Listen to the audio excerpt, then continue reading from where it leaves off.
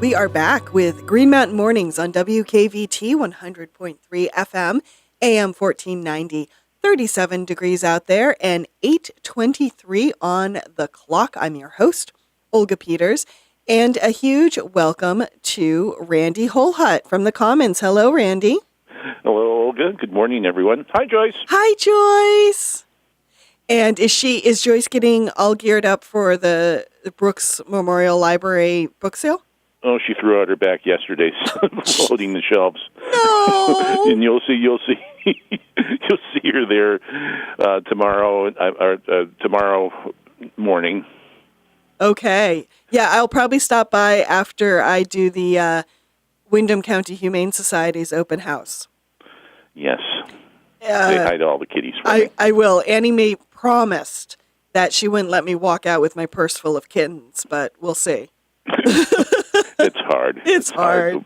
So I would love to take a few minutes to talk about your cover page story on Ann Braden and her political aspirations. Yes, kind of a badly kept secret. I know, yeah, she told me weeks ago, too. Well, more like she was been talking about this since the beginning of the year. She's, part of that large group of people who've been kind of radicalized by Donald Trump's election to the presidency and wanting to, get into the ring. Mm-hmm. And for Ann, it was just a matter of just, how and when and what she wants to do. And I guess, with the difference between being an activist and lobbyist and being a politician is, the difference between trying to influence policy and trying to make policy. That's a good distinction, yes. And when you're on the inside, you can make it. Right. And she is working with Emerge Vermont, is she not? Yeah, she's in the current class, so I'm hoping she won't get as programmed as some of the other graduates can be. That's such a good point. For those who don't know what Emerge Vermont is, it is a training program for women in the Democratic Party to run for office, basically, to take newbies and groom them to run for office. And it's a really great program, but both Randy and I have noticed that the women, when they first come out of this training program, they're a little bit robotic. They're following a script. They haven't really found their own footing as political leaders.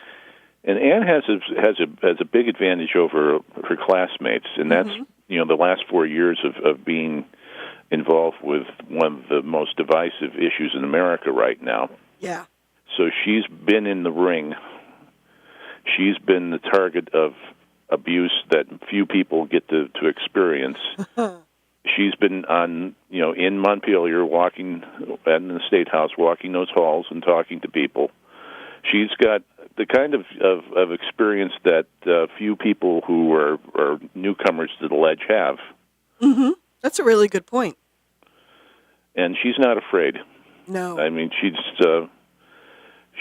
got a good family behind her. Mm-hmm. Her two kids who are. But she's got good mentors with Becca Ballant as kind of her one of her good friends, and the possibility that she'll run against Jeanette White is still to be determined for state senate. Oh, so she's still not quite sure if she's running for House or Senate? No, she's definitely running for Senate because she's in Tristan Tolino's district, and she's not going to run against Tris. Ah, gotcha. That is one of the problems with small-town politics is when you know someone and you like them, you're like, I don't want to bump them out of their office. And it's true, and that's the wild card. I don't know if Jeanette is going to run for another term next year. Okay. Or whether she thinks I've had enough and it's time to retire, or one more and okay, and can you wait till 2020 to do this? Oh, interesting. Or I don't know what kind of deal is going on. Ann is staying flexible and keeping her options open, and of course weighing the amount of support she has from the Democratic committee. Because if there's one thing Democrats really get squirrely about, it's primaries.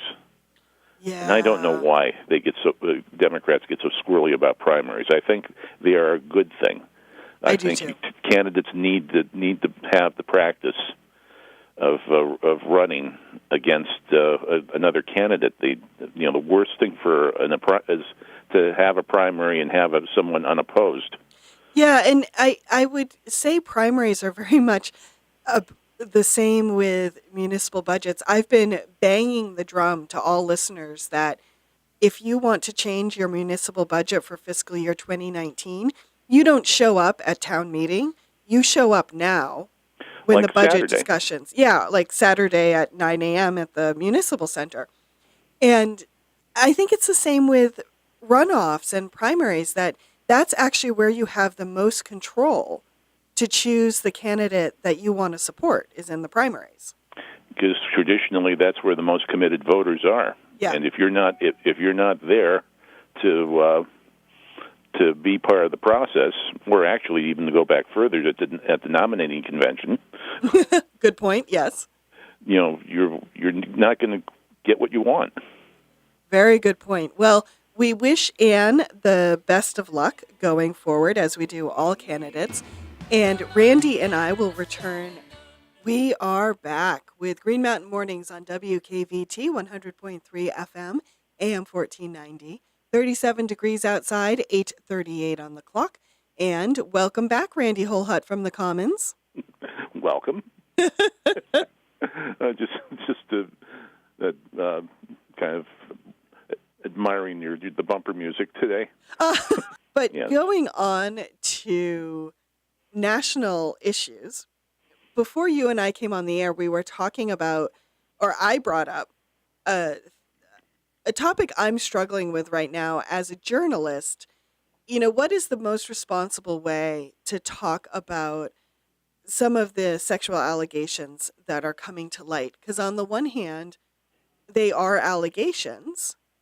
And on the other hand, we want to support victims. Yet, I don't want to just become the court of public opinion. I want to provide value to listeners. So, as a journalist, Randy, how are you kind of handling some of these conversations? Well, I'm treating it the same way a lot of other people are treating it, with a bit of astonishment, seeing who's next. Yeah. As the list grows, but the stories just seems to be the same old thing, just popping up in different places. If you have a penis and you're in power, things happen, and not good. Yeah. As the details come out, that's the thing. I mean, first, you get the shocking news: so and so accused of this from these people, and removed from this, and this. Mm-hmm. And that's the thing that gets the first day's headlines. But it's the second day headlines that are the story. Mm-hmm. What was the extent of this? What happened exactly? Is there somewhat credible witnesses to say, okay, so and so did this, and this, Mm-hmm. and are there more than one? In the case of, say, our the Republican candidate for Senate in Alabama, Roy Moore. I mean, one person saying she got groped is one thing. 8 people, you might have something. Right. Right. So it sounds to me that, at least from a professional standpoint, you're looking for the fact-checking aspect of what's next. Yeah, it all comes down to getting past the shiny object phase of a story. The new of the oh my goodness, he got it this time. Oh, Yeah, him? I call it the headline gasp. You Yes. read the headline and you're like, oh. Or that Alexander Coburn called it the news spasm. Okay, yep. Where everything gets focused on one thing and one thing only, and then it sucks all the air out of all the other topics, like the Republican tax cut plan. Mm-hmm. The corporate tax cut plan is probably what we should call it. or the Trojan horse tax cut plan with all the stuff to do all the other things that they'd like to do, like outlaw abortion and the Affordable Care Act and lots of other goodies in that regard. They're just hidden away. Yeah. And or we could also call it the behind closed doors tax plan. Yes. Because so much of it happened in secret. Because, as we've known from our history, their ideas are so bad they can't get them over in open debate. They have to cheat and or do it behind closed doors. That should really be, in general, a signal to people, public officials. If you have to have the conversation behind closed doors because it, might railroad you otherwise, then maybe your ideas just really aren't worth going forward with. No, as we've been seeing in other places, the one reason this is happening is that the donor class of the Republican Party has laid down the law to everybody. They've already started cutting off their campaign funding, right? And they've said, "You blow this one, don't come to me again for looking for money." Yeah, you're dead to me, and that is the motivation behind what's going on in Washington right now.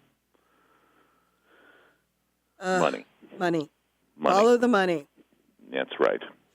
But getting back to, as journalists, how do we have these conversations around something like sexual assault in responsible ways where we are, as I said, supporting the victims, but not just creating like our own witch hunt? Yeah, that's hard because the internet has accelerated it. Yeah. And it's one of the most judgy places going right now, Facebook and all the social media.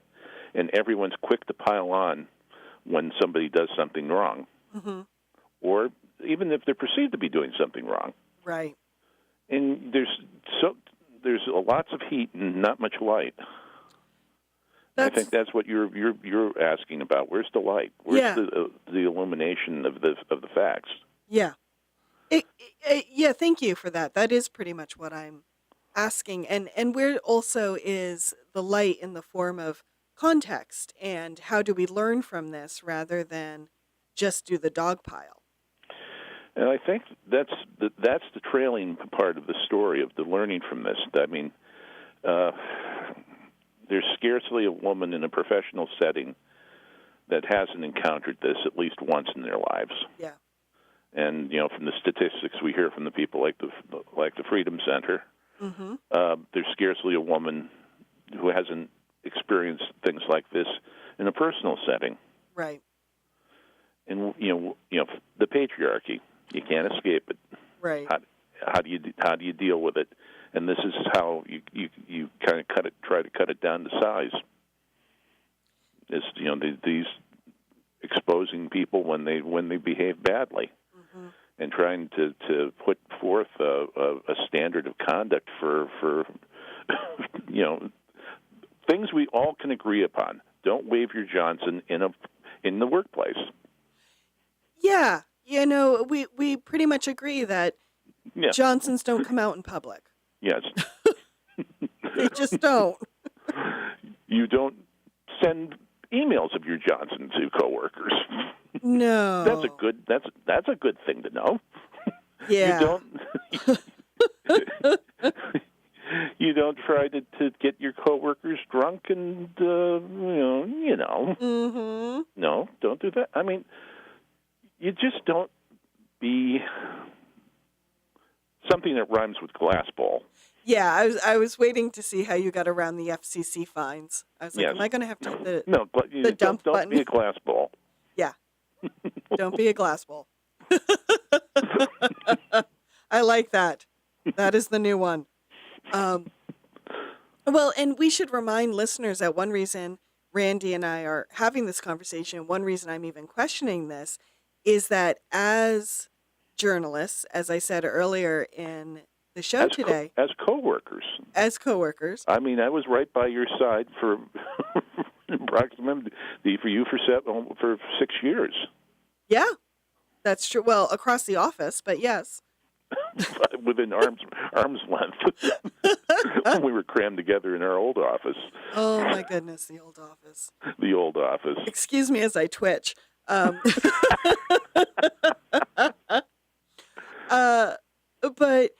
as journalists, as I was saying earlier in the hour, we have a louder voice than a lot of people in public because we have a platform. But because we have this platform, we have code of ethics we are supposed to be following. And how do those code of ethics fit with these big major evolving stories? I don't want to sound like our former Secretary of State, Deb Markowitz, and say it depends. Well, That's her right. stock answer for a lot of things. It does depend. Yeah. Yeah, I think it just comes down to if one of the big problems with our nation right now is that nobody can agree on what is the truth. Yeah. Facts are up for grabs now. Yeah, truthiness. Behavior is up for grabs now too. Mm-hmm. And then there's just grabbiness. And there's just grabbiness because you think you can get away with it. Yes, because you think you have power and you can. And when you have the President of the United States on tape admitting that, yeah, I have power and I can do that. Yeah. I am allowed. And women like it. Oh, yeah, that's the best part, right? Yes. Yeah, I think an whatever. informal poll asking women about, how they would react to that, I don't think you'd get a favorable response. No, I'm pretty sure it would probably get violent, actually. No, you're not considered a smooth operator if you're whipping out your Johnson in an office setting. No. You're considered someone violating some sexual harassment policies, and probably you're going to get yourself in big trouble and/or fired, and/or sued, and/or having to pay a settlement out. Which is appropriate. Which is really appropriate. Yeah, because like it or not, we're all working together in a professional setting, and things are going to happen. And my beloved wife Joyce, we met in the newsroom. Uh-huh. Yes, I know that story. It's a good story, actually. Yes, but I was not her boss. Right. I was not in a position of power. I was just one of the galley slaves, like she was, rowing the boat. Mm-hmm. It would be a totally different thing if I were the editor of the paper, and she was working for me. And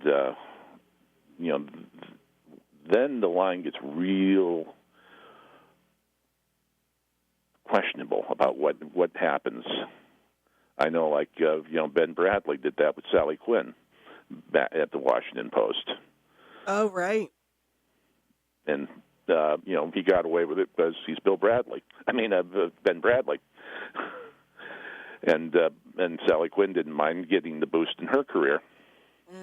But they ended up marrying each other and having a very long and wonderful marriage. Mm-hmm. Well, but I suppose if you can, everyone that ends like that, there are things that end very badly with workplace relationships. Yes. And it's really difficult ground to maneuver, and I don't want to say feel sorry for me because I'm a guy, because I am.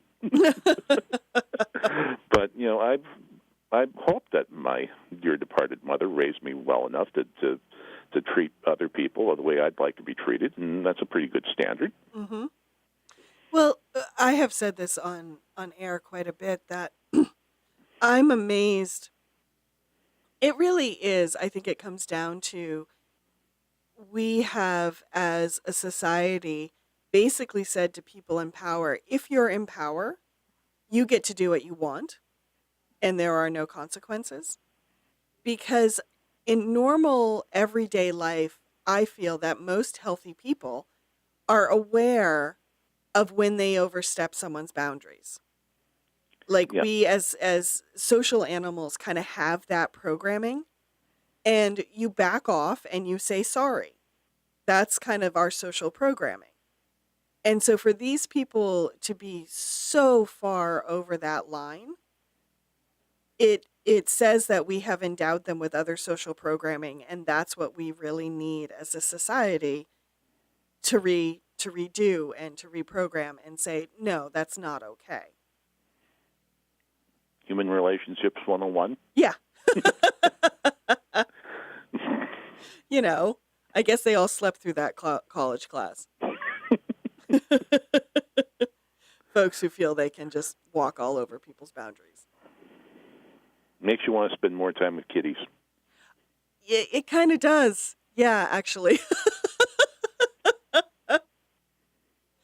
Yeah. On that note, Randy, anything you want to add before I let you go and have you start your weekend? No, just your admonition to show up tomorrow at the select board budget meeting tomorrow at the municipal center, bright and early at 9. 9 I a.m. believe it is. Yep. And you get a preview of who's going to spend what on what. And on my other hat, as sports guy, next week the fall sports season begins. Oh, wow. For the high schools. Yeah, I know it comes around again. That means today's December 1st. Rabbit. Yeah, rabbit. So, and of course, we're in full bazaar season. It's Gallery Walk tonight, and check out Hospice's pop-up shop at the Brooks House. I plan on going tonight, So definitely. does Joyce. Oh, good. So I will get to see her there as well. So, and it's always if you're an aficionado of experienced goods, it's going to be kind of the cream of what they usually have. Yeah, there are items that they've been saving all year as things came in. Yeah. Perfect. Well, hey, Randy, so great talking to you. Always fun. Always fun, and we shall do it again in 2 weeks. Okay. Wonderful. Have a great day, Randy. Thank you. Bye.